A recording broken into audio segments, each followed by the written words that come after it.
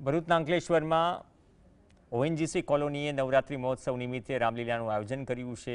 રામલીલા સમિતિ દ્વારા છેલ્લા 49 વર્ષથી આયોજન થાય છે। બાળકોના મનોરંજન માટે ભવ્ય મેળાનું પણ આયોજન થાય છે। વિજયાદશમીના પાવન પર્વે દેશના વિવિધ ભાગોમાં જુદી જુદી રીતે ભવ્ય ઉજવણી થાય છે। ઉત્તરીય અને પશ્ચિમી રાજ્યોમાં આ તહેવારને દશેરા તરીકે ઉજવાય છે। રામલીલાના અંતને દર્શાવે છે અને રાવણ પર ભગવાન રામની જીતને યાદ કરાય છે। पिछले 48 वर्ष से जो रामलीला करते आ रहे हैं, यह 49वां वर्ष है। लेकिन हम तैयारी पूरे 50वें साल के हिसाब से ही कर रहे हैं।